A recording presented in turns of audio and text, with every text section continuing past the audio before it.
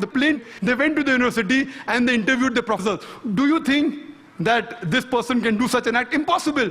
The way the plane took a turn, and I have personally spoken to senior pilots who have flown big Boeings and Airbuses for several years. They said it's impossible to take such a turn.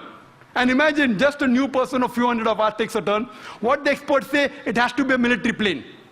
Furthermore, information given by the government, phone calls were there.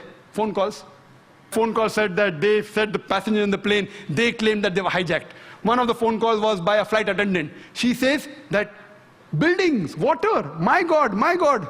She's been flying for 12 years. Hasn't seen buildings in New York? Another person, he says, Mom, this is Mark Bingham. Mom, can you hear me? We are being hijacked. Do you believe? The question to be asked, if I'm going to speak to my mom, I will say Zakir. I'll not say I'm Zakir Naik speaking. He said I'm Mark Bingham. Mom, I'm Mark Bingham. If Mark has to speak to the mom, he will say I'm Mark. He will not say Mark Bingham. He gave systematic proofs. Do you speak to your mother telling your surname? So all the proofs, all the phones were taped down, and then he did a survey that can the mobile phone work at 32,000 feet. When a survey was done at 4,000 feet, the chances of mobile working is 0.4%. At 8,000 feet, it is 0.1%. And 32,000 feet, it is 0.006%. 0.006. There's no chance. And the documentary says that today, USA is spending millions of dollars to reach mobile at that height. In 2001, they did it. Then there are many documentaries. Then the documentary says that there are black boxes. Every plane has got 2 black boxes. And the black boxes can withstand a temperature of 3,000 degrees centigrade for several hours. And in just 1,000 or 2,000 degrees, all the black boxes have been destroyed. He goes on systematically.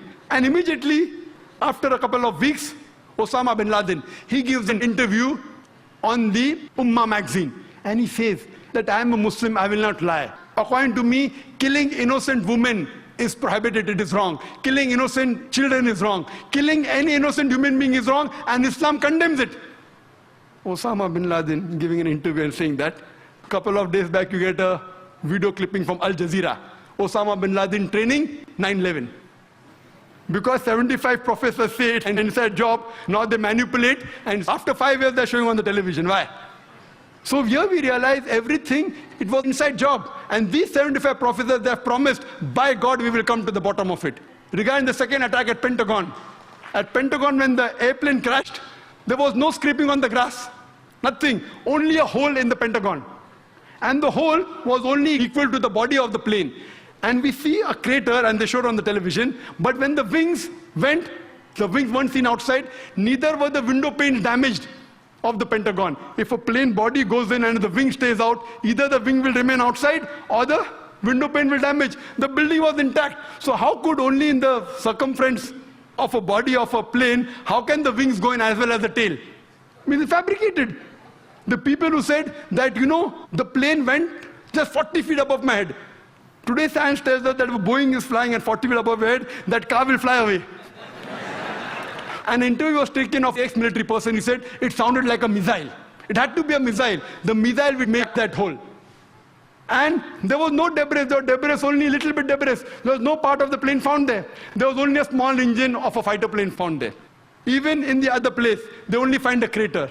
Time doesn't permit me. The amount of ample of evidence given there, even a fool will know that this was an inside job. But it doesn't convince George Bush.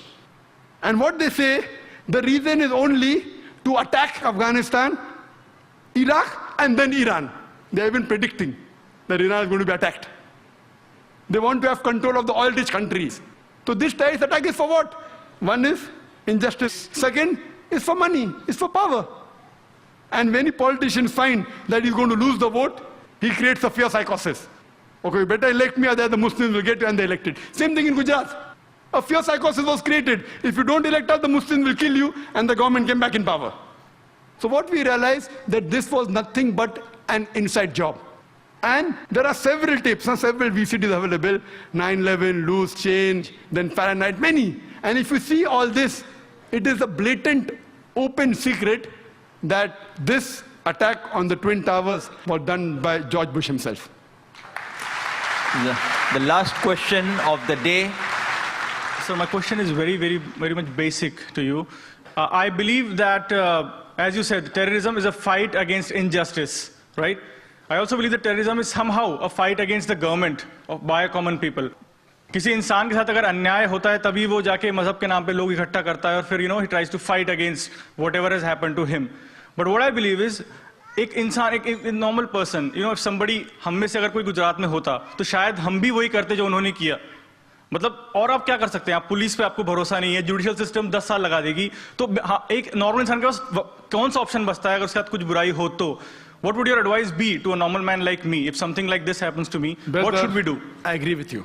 What you are saying is that if it happened with you or me, when we see our family members being killed in front of us, our mothers and our sisters being raped, our houses being, what will you do? And I agree that what you do the same thing.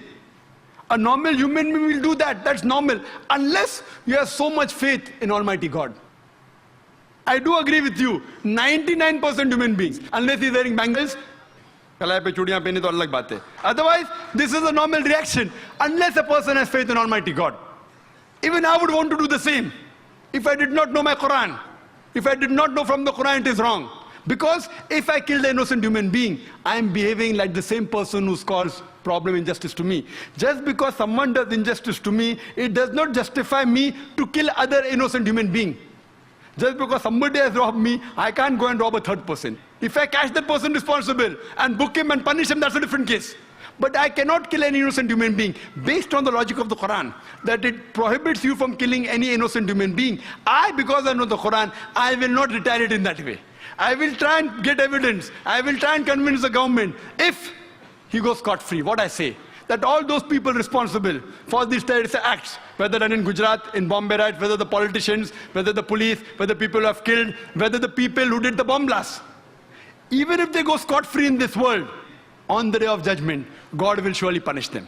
So we as Muslims believe, as it's mentioned in the Quran, in Surah Al-Imran, chapter 3, verse 185, that kullu nafsin zaikatul maut, every soul shall have a taste of death. But the final recompense is on the day of judgment. Because we believe this life is the test for the hereafter, we leave it. If we cannot do something here, we leave it for Almighty God to do the justice. And inshallah, he'll be punished in the hereafter. If we catch Hitler today, what punishment can you give him? 6 million people in Israel, what punishment can you give him? You can kill him once. What about the remaining 5,999,999 people? Quran says in Surah Nisa chapter number 4 verse number 56 that those who reject our signs, we shall put them in the hellfires, and as often as the skins are roasted, we shall give them fresh skin so that they shall feel the pain. Today science tells us that there are pain receptors. So God tells that on the day of judgment, if their skins are roasted, we shall give them fresh skin so that they shall feel the pain. If God wants to incinerate Hitler 6 million times, he can do it. We can't do it here. So therefore, we leave it to the main justice to God. We thank you all for being present here. We would have loved to put forward all your questions. Dr. Zakir would have not minded. There were questions like Islam was spread at the point of the sword, jihad and terrorism, and many others. Inshallah, at a future date, we would get to hear more from Dr. Zakir. Jazakallah khairan. We thank Allah subhanahu wa ta'ala for making this program possible for all of us present here today. And we thank all our guests to have heard the program with so much interest and enthusiasm. Thank you very much. And I would lastly like to thank all the technical people and the people who have been recording this program for many, many millions more to hear it all over the world. Thank you. Jazakallah khairan. Assalamu alaikum.